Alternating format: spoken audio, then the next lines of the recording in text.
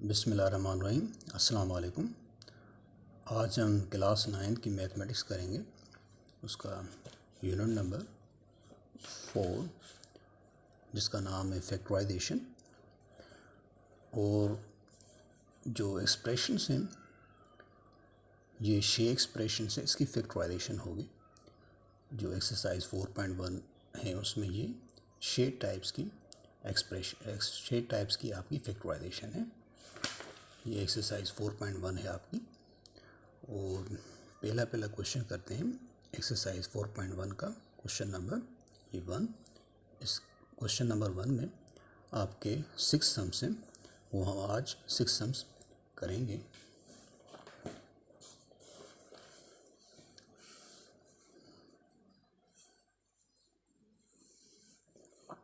उसका पहला सम ये है आपका 4x + 16y + 24z।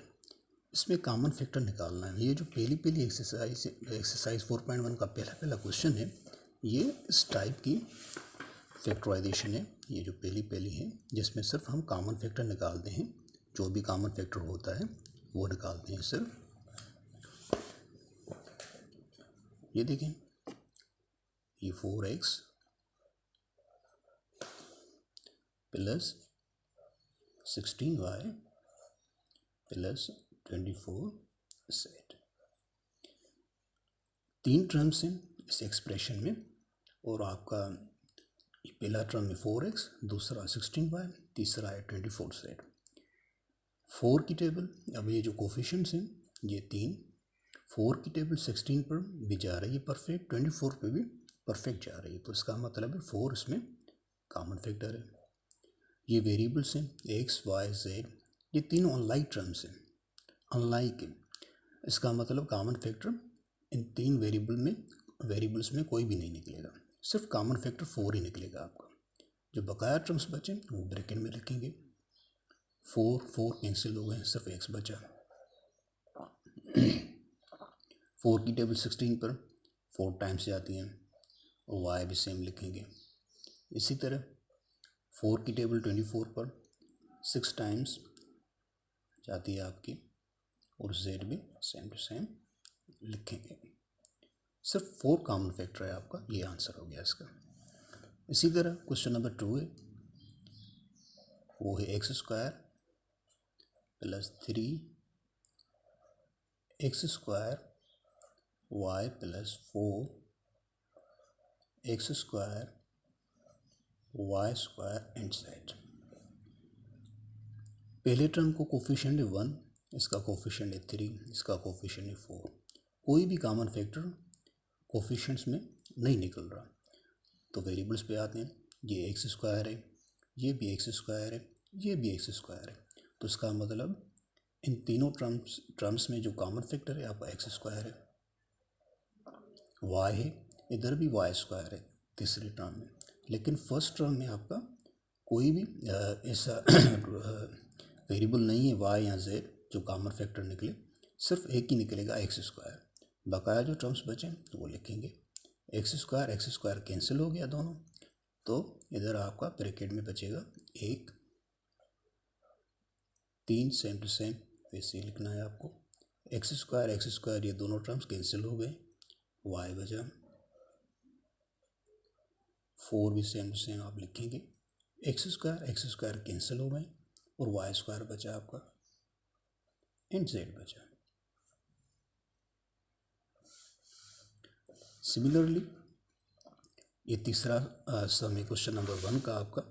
तीसरा सम 3p q r + 6p q t + 3p q s। First term को कोफिशिएंट है 3, सेकंड टर्म को 6 और थर्ड टर्म को आपका कोफिशिएंट है 3। 3 की टेबल 6 पर भी जाती है परफेक्ट, 3 पर भी जाती है। तो 3 आपका कॉमन फैक्टर निकलेगा इसमें। इधर भी p है, इधर भी p है। तीसरी टर्म में भी आपकी p है वेरिएबल, तो p भी आपका कॉमन फैक्टर निकलेगा। सिमिलरली q भी है इधर फर्स्ट टर्म में, सेकंड टर्म में भी है, थर्ड टर्म में भी है, तो क्यू भी आपका कॉमन फैक्टर निकलेगा। फर्स्ट टर्म में आर है आपका वेरिएबल, सेकंड टर्म में नहीं है, थर्ड टर्म में भी नहीं है, तो कॉमन फैक्टर आर नहीं निकलेगा। 9 टी 9s, सिर्फ ये कॉमन फैक्टर जो 3p³ ये सिर्फ एक टर्म ही आपका निकला। बकाया जो बचा इधर लिखेंगे, 3 3 कैंसिल, p भी कैंसिल, q भी कैंसिल, सिर्फ r बचा। 3 की टेबल 6 पर 2 टाइम्स जाती है, p भी कैंसिल हो गया, q भी कैंसिल हो गया, सिर्फ आपका वेरिएबल t बचा इधर। 3 भी कैंसिल हो गया, p भी कैंसिल एंड q भी कैंसिल, सिर्फ आपका वेरिएबल s बचा, वो लिखेंगे।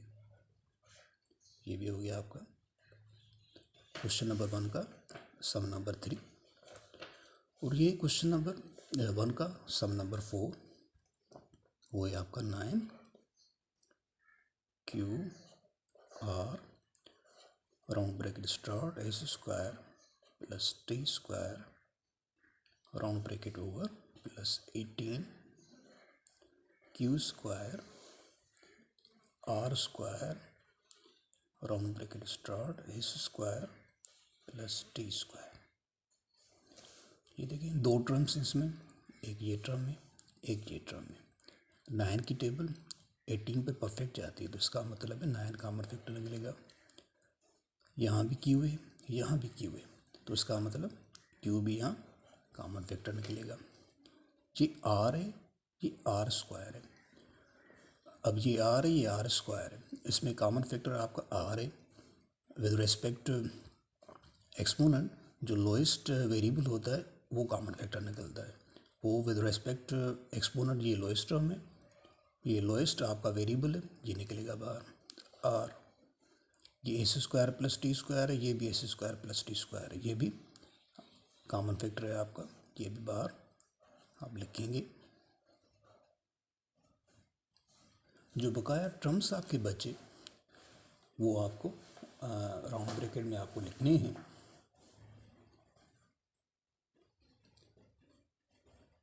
राउंड ब्रैकेट ये देखिए 9qr कैंसिल हो गया, s² plus t² s² plus t², ये भी कैंसिल हो गया, सारा टर्म कैंसिल हो गया, तो सिर्फ एक ही बचा, तो एक ही लिखेंगे।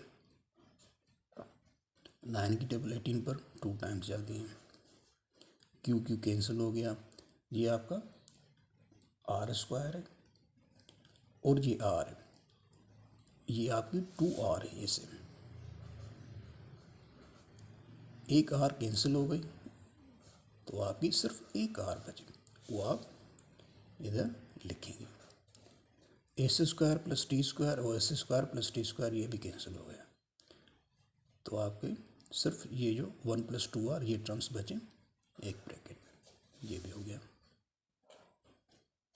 इसी तरह ये है z² x/16 minus x² z² 18 plus x² z³ 10। 3 terms है इस एक्सप्रेशन में।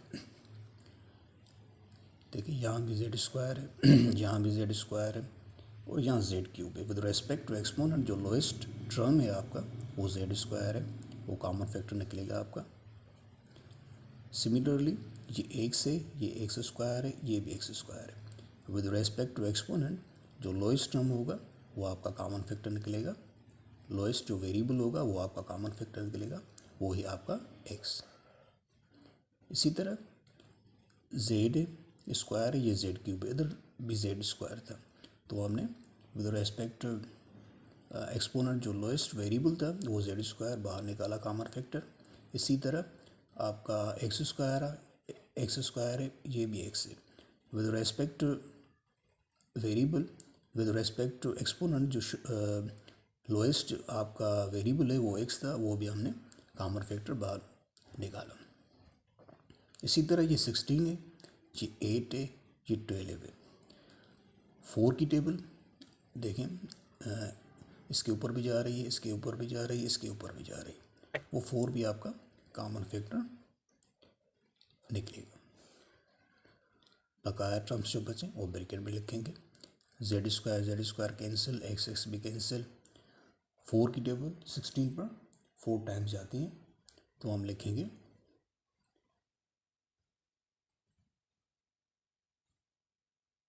1/4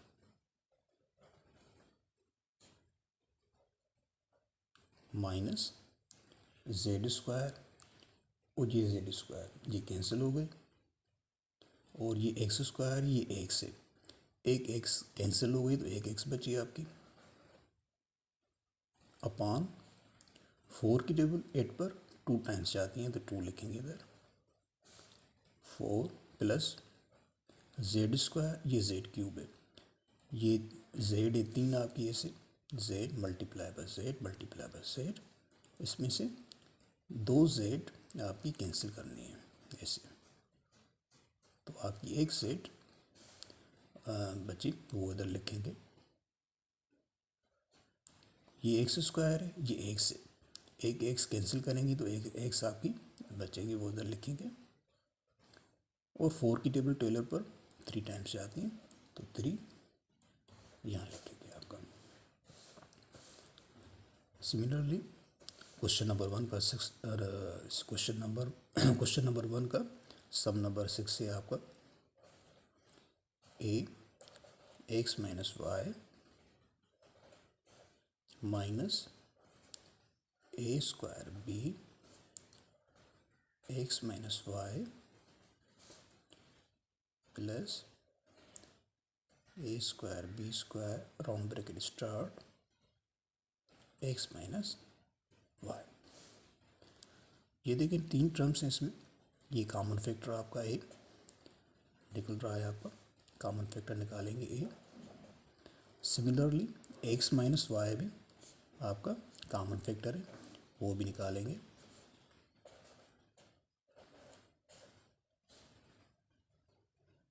बकाया जो टर्म्स बचे हैं वो ब्रैकेट में लिखेंगे। ये ए और जो x minus y round bracket में ये सारे एक की टर्म सारा कैंसिल हो गया तो सिर्फ एक बचा, वो इधर लिखेंगे।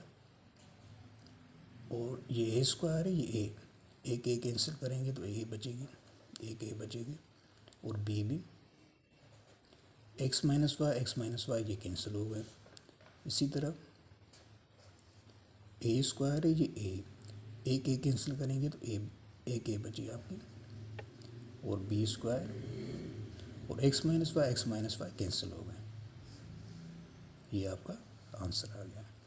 ये क्वेश्चन नंबर 1 था जिसके टोटल 6 सम्स थे, वो हमने सारे सॉल्व कर लिए और उम्मीद है आपको समझ में आए होंगे। बहुत इजी हैं ये, आप क्लास 6 में क्लास 7 में 8 में आपने ये सॉल्व किए होंगे और आपको अंदाज़ा भी होगा, तो बहुत इजी है ये सारे क्वेश्चन हमने सारे सम्स हमने सॉल्व कर लिए। उम्मीद है आपको समझ में आए होंगे। अल्लाह हाफिज़।